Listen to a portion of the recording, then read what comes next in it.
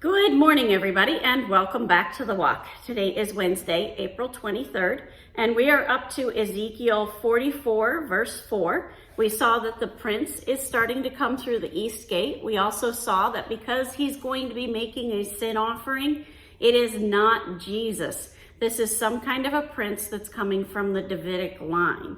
That brings us to verse 4.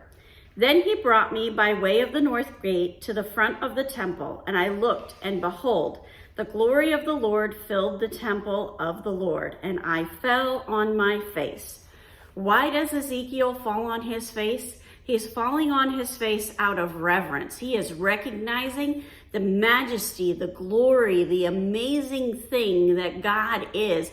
He's recognizing his relationship within his place, within that relationship between him and God. And he's saying, you're the King of Kings. You're the Lord of Lords. You're the creator of the universe. I am but a servant. And he's falling on his face. Verse 5, and the Lord said to me, Son of man, mark well, see with your eyes and hear with your ears all that I shall tell you concerning all the statutes of the temple of the Lord and all its laws, and mark well the entrance to the temple and all the exits from the sanctuary. Okay, why are those entrances and exits so important? Because it's where the Lord comes and goes. It's where the people come and go. It's where everything comes together and then everything comes apart and people go their separate ways. Why is he being told to see with his eyes and hear with his ears? Because God doesn't want him to miss anything. He wants him to get all these details. And the details that are coming up are very, very important. Verse 6. And say to the rebellious house, to the house of Israel, thus says the Lord God, O house of Israel, enough of your abominations in admitting foreigners, uncircumcised in heart and flesh, to be in my sanctuary, profaning my temple, when you offer to me my food, the fat and the blood. You have broken my covenant in addition to all your abominations. And you have not kept charge of my holy things, but you have set others to keep my charge for you in my sanctuary.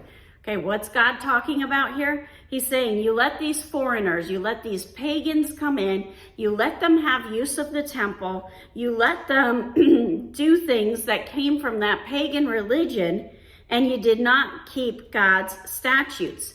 On top of that, you handed being in charge of the temple over to these foreigners, to these pagans. In the Cultural Study Bible, there was a note about that, and it said foreigners had been recruited for temple service, probably as temple guards, perhaps since the time of Manasseh and Amon. Neo-Babylonian and Phoenician records appear to affirm the probability of the installation of foreigners in this type of temple service. So this is all about staying in your lane and answering your calling. God is basically saying to them, you let these people who were not called to be a part of temple service, and you let them come in and you let them do the job.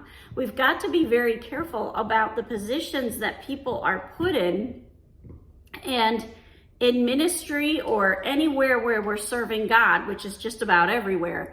We want to be sure that we're staying in our lane and that we're serving where we're supposed to be serving. You know, that's a lesson that I've had to learn very hard over the last, 10 years or so, is that you've got to be where your calling is. And if you're not where your calling is, you're going to get frustrated. That ministry is not going to be blessed to the extent that it normally would. It's very important that we stay within our calling. Now, does that mean that you never help? No, of course not. It does mean that you will help once in a while, but you want to stay focused and keep that priority of what your calling is. Have a wonderful day. God bless, and keep walking the walk.